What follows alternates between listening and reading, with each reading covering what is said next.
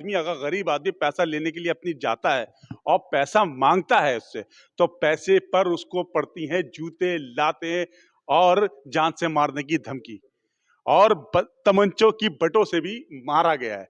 आपको बता दें ये घटना मेरे सामने, मैं इस वक्त डिस्ट्रिक्ट अस्पताल में हूं जहां पर ये घटना है। ये बिहारीपुर की है, जो कोतवाली के अंतर्गत आता है मामला।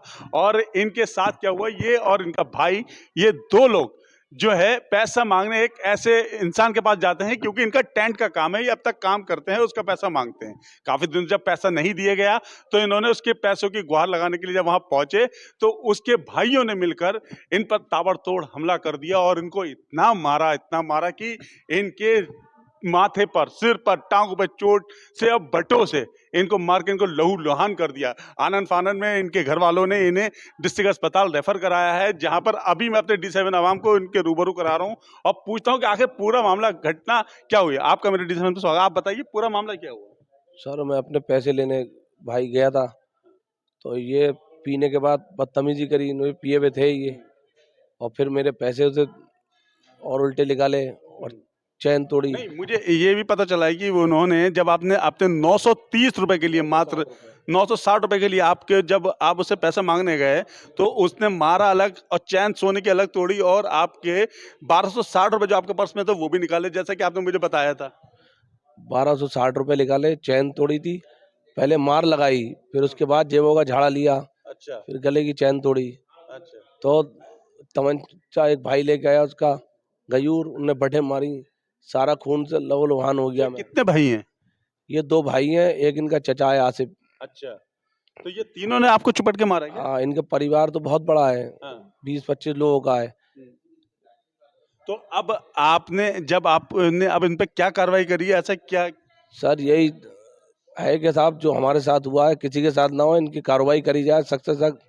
और हमने साहब कोतवाली में भी वो दे दी घर वालों ने, और अब इसके भाई धमकी दे के आते हैं घर पे कि तू ये सब वापसी ले, वरना तुझे जान से मार देंगे, लड़के को आते ही।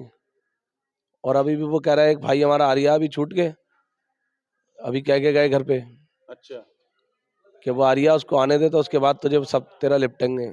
ये जो हमारे जो पीड़ित जो है ना, ये जाकिर हैं, ये जाकिर ने D7 आपको बता दूं, ये जाकिर का कहना क्या है, अभी ये सही से बोल नहीं पा रहे हैं दर्द के मारे। मैं आपको बता दूं कि इनका कहना क्या है कि इन्होंने जब अपने थाना कोतवाली में इनकी तहरीर दी है, तो उस तहरीर के माध्यम से इनका कहना यह है कि इनका आरोप है कि उन लोगों ने इन्हें तमंचे की बटों से मारा, और तमंचों की बटों से मारने के बाद इन्हें जब यहाँ पर घायल अवस्था में इन्हें यहाँ लाया गया, तो इनका एक बस ये डर और खौफ है, क्योंकि वो बहुत दबंग किस्म के लोग हैं।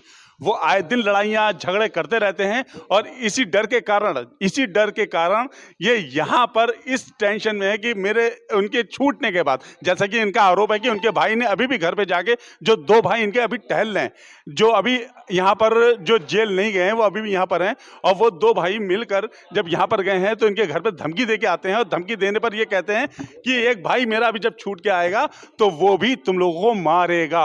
मतलब अभी भी वो इस तरह की धमकी दे रहे हैं और डर रहे हैं। उनको किसी का खौफ नहीं, पुलिस का खौफ नहीं, प्रशासन का खौफ नहीं है, किसी का खौफ नहीं है। ये बेदंग ऐसे ही टहलते हैं और इसी तरह से ये हर किसी पर इसी तरह से जाती कर रहे हैं। एक सिर्फ मात्र 960 रुपए मांगने पर, सिर्फ 960 रुपए मांगने पर किसी को क्या जान से मार दिया जाता है क्या? उसके साथ इतनी बेदर्दी से उसके ऊपर बटे तमंचे की मारी जाती है, जिसकी वजह से आज उसकी ये कंडीशन हो गई कि इसकी सोने की चैन छीन ली गई, और इसके साथ पर्स में इसका जेब का झाड़ा लेके जितना पैसा था वो निकाल लिया गया, और मारा अलग है।